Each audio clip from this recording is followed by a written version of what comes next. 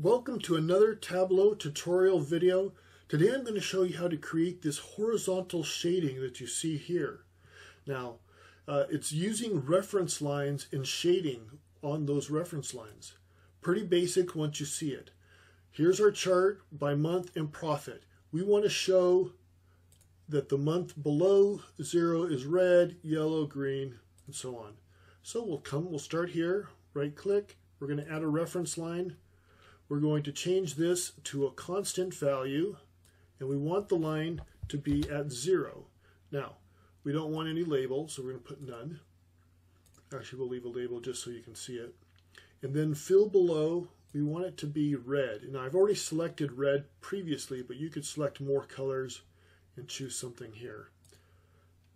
So, and then we're going to select another one, add a reference line.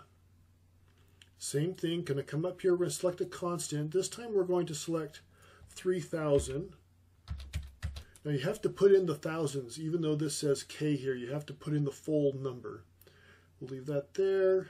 Line, fill below, we're going to put yellow. And now you can see, wait a minute, it's just painted over the previous color. If you right click on the first line, you can say move to front. And now you have that on top of the second one. So what you really want to do is you want to start at the top and work your way down. But this will show you this works fine too. Finally, we'll just add one more. And we'll just make this 10,000. And this is we're going to do a little bit different. Above it, we're going to make it a blue color. And these are all muted because they believe that if you're going to put this shading, you want it muted so it doesn't distract from what the viewer is seeing.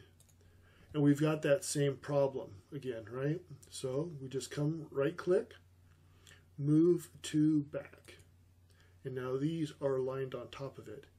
And of course, you can get rid of these grid lines under Format, Lines, and come under Rows. You'll see grid lines here.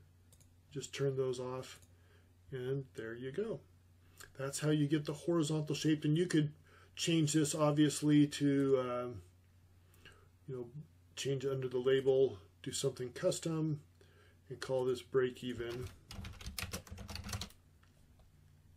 So if you like this video, please make sure you subscribe and leave comments, and let me know what you'd like to see.